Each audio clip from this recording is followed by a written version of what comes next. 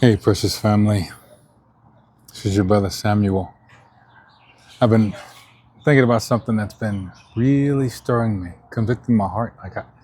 I feel like we've been lied to, that we've been deceived. You see, the vast majority of the planet thinks a similar way about wealth, about prosperity, about money. And the current thought about anyone who is wealthy is that they must be wicked or that they must have done something evil to acquire their wealth. You know, you think about uh, money or riches, and typically, we get pictures of like Scrooge McDuck or Ebenezer Scrooge, and they're rich, they're crotchety, they're unkind, and man, something's been convicting me because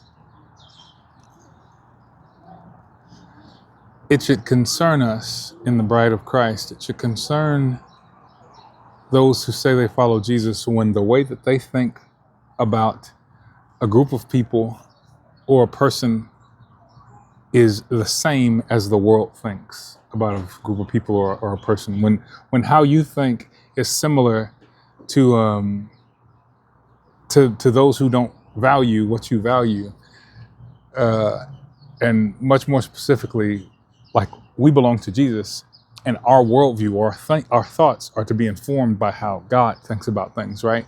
Kind of connects to a video I made earlier. It's like, do I value what God values like he values it, right? And what's stirring me is, as you kind of survey the canon of scripture, right, you see that everyone who had a close, intimate relationship with God was wealthy. Like, I guess not really mentioning Adam and Eve, even though there was gold in the Garden of Eden. I don't know what they were purchasing there. Abraham says that he was very rich. All of his sons, Isaac, Jacob, everyone who was in covenant with him, right? Moses, even though he was born into slavery, but after that, he ended up in the king's palace. David, Solomon, like everyone who had a covenant with God were provided for, even Job. What's been stirring me, the point that I'm making, what's stirring me is that I think that we're thinking about wealth the wrong way. And of course, any serious consideration of wealth is not done any favors by the prosperity gospel, or the quote unquote prosperity gospel, which is, hey, if you come to Jesus, he's going to put money in your pocket. If you give your life to God, then he's going to make you rich, which is such a debased, perverted view of what life with him is like. But you can't separate the fact that he said in John 10, it's like, my desire is that you would have life and life more abundantly. My desire is that you would be in health, and that you would prosper, even as your soul prospers. It's wild to me to think that there's meant to be a facet of our relating to him. There's meant to be a facet of our relating to him that means that we have resources to dispense to others. One of the preachers who I really look up to, he says, desiring to only have enough for you and for your family is probably one of the most selfish things that you can do. Because if you've only got enough for you, then you can't even think about the concerns of anyone else. You can't even consider being of service or a blessing to someone else. I don't mean to ramble, but I'm stirred and I'm convicted because scripture has so many things to say about how we who belong to him interact with wealth. Jesus says, look, there's a parable about a ruler who goes away and he leaves talents, to his servants. 1, 2, I think it was, and 5. And the one who had 2 multiplied it. The one who had 5 multiplied it. The one who had 1 hid it. And he was frustrated at the one who had 1 because he was afraid and because he didn't cause what he was given by God to multiply. And it wrecks me. I think something unique about the way we're meant to steward wealth. And some of this is a little uncomfortable to me, if I were to be really honest, because I grew up in a place where wealth, riches, any talk of it, it's like those are thoughts that belong to those who are outside the bride of Christ, right? That's for those who are married to or given to this world.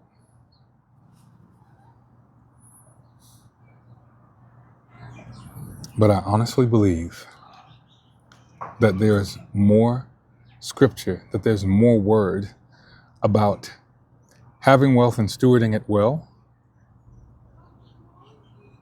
than there is about having wealth and using it poorly. All right, man, and I might have to change my mind on this, but I've been really convicted lately. Jesus says, if I can't trust you with mammon, how can I trust you with true riches?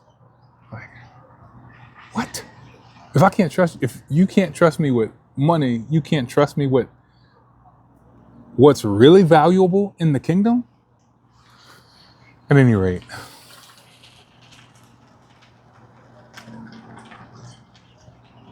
if this channel exists for only one thing, I hope that it exists to cause the hearts of God's sons and daughters to burn and to wake up, to stir with passion, to actually see like, okay, God, how do you actually think about reality? I want to think about reality the same way that you do.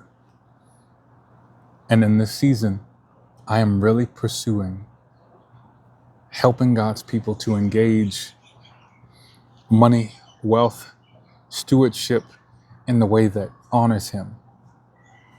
In my years in ministry, like I've gotten to see so many crazy miracles. People getting healed, people setting free from the demonic. And I'm feeling so stirred that I only felt okay representing God inside the 4 walls or inside of an environment that felt controlled, right? And he's like, you do realize I've got the cattle on 1,000 hills. I own everything. All of it's mine. But the vast majority of my brothers and sisters have no idea how to steward. You have no idea how to steward wealth. Most of us have not been taught how to steward wealth. So if you haven't been taught how to take care of something, what happens when you're entrusted with it? I guess you squander it, or you lose it, or it destroys you, right?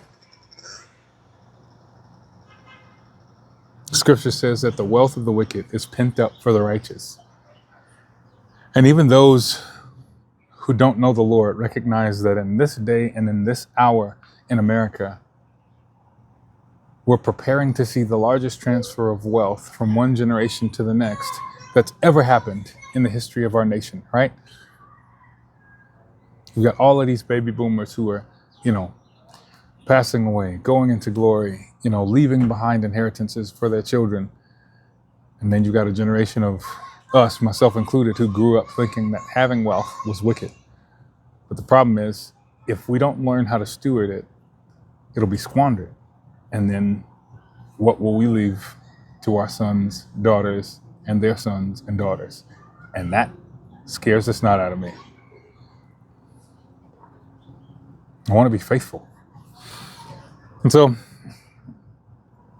I've been feeling this way for a year and some change. And I was so convicted that I left my life in, the nonprofit world. It's unfair to say I left it.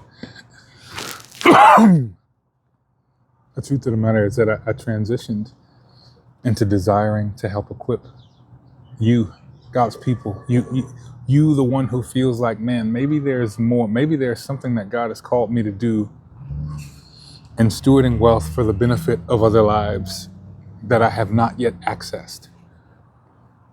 And yeah, the last year and change has been it's been life changing. Um, so I've been studying the Word and learning to steward what the Lord's given me, to see it multiply, and in His kindness it has. And I really truly desire to see my brothers and sisters steward the ideas that God has given me, to see them steward the businesses that He's put in front of them, so that the size of their bank account will match the size of their heart. Because right now, I believe there's a few hundred of you, maybe a few thousand, who have really big hearts, and your bank account disagrees with you every time that you desire to serve someone or help someone. I believe that there are those of you who are watching who think, man, I'd love to be able to give a car away. I'd love to be able to help this person pay rent. Or even those of you who are crazy, kind of like me, who wish you could give a house away. And I honestly think that the mere desire to serve someone like that is an indicator that God is moving you to step into a reality. He's moving your heart to long for that reality. And so I love you. Follow me on this journey. I say follow me on this journey. Come along. Because I believe that there are going to be a few dozen, maybe a few thousand of us who the Lord uses to transform how the world sees wealth and the stewardship thereof. I love y'all. Hope to connect with you more soon. Bless you.